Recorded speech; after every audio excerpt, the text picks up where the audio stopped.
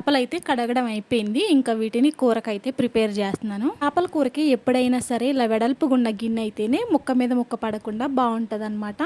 ఒక గుప్పెడు చింతపండు కూడా నానబెట్టుకున్నాను పులుపుకు సరిపడా. చేపల పులుసులోకి పులుపు ఎక్కువే పడుతుంది, తర్వాత మాగుతుంది కదా, అందువల్ల పులుపు అనేది తగ్గుతుంది అనమాట. ఇంకా చింతపండు గుజ్జు కూడా నానబెట్టుకొని పక్కన పెట్టుకున్నాను. ఉల్లిపాయలు పచ్చిమిరపకాయలు కూడా కట్ చేసి పెట్టుకుంటున్నాను. గ్రేవీకి సరిపడా ఉల్లిపాయలు కట్ చేసుకోవాలి.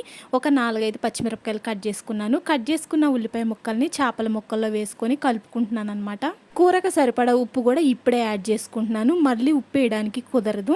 అలాగే పసుపు కారం కూడా యాడ్ చేసుకుంటున్నాను. చేపల పులుసులోకి పులుపు కారం మెయిన్ ఎక్కువ పడతాయి అనమాట. అలాగే నూనె కూడా ఎక్కువే పడుతుంది. నూనె కొంచెం ఎక్కువే యాడ్ చేసుకుంటాను, ఎందుకంటే నాన్ వెజ్లోకి నూనె ఎక్కువే పడుతుంది. ఇక నూనె యాడ్ చేసుకున్న తర్వాత ఈ ఉప్పు కారం పసుపు ఈ ముక్కలకైతే పట్టించుకున్నాను అనమాట. పట్టించుకొని ఇంకా ముందే నానబెట్టుకున్న చింతపండు గుజ్జు ఉంది కదా, గుజ్జుని ఈ వీటిల్లోకి వేసుకొని కలుపుకున్నాను అనమాట. ముక్క మునిగే వరకు గుజ్జు యాడ్ చేసుకొని ఇంకా స్టవ్ మీద పెట్టేసేసి ఉడికించుకోవాలి. చేపల కూరలోకి ఎప్పుడైనా సరే అప్పటికప్పుడు నూరిన మసాలా అయితేనే టేస్ట్ బాగుంటుంది. నేనైతే ధనియాలు కొద్దిగా చెక్క లవంగా వేసుకొని కొంచెం పొడి చేసుకున్నాను. దానిలోని కొబ్బరి అల్లం వెల్లుల్లిపాయ కూడా వేసుకొని మంచిగా నూరుకొని దానిని చేపలు ఉడికేటప్పుడే ఈ మసాలా అనేది యాడ్ చేసుకోవాలి. నేను మ్యాక్సిమం ఏ చేపల కూర అయినా ఏదైనా నాన్ వెజ్ కూర అయినా మటన్ కానీ వాటిలోకి అప్పటికప్పుడు నూరుకొని యాడ్ చేస్తాను. అప్పుడే టేస్ట్ అనేది సూపర్ ఉంటుంది అనమాట.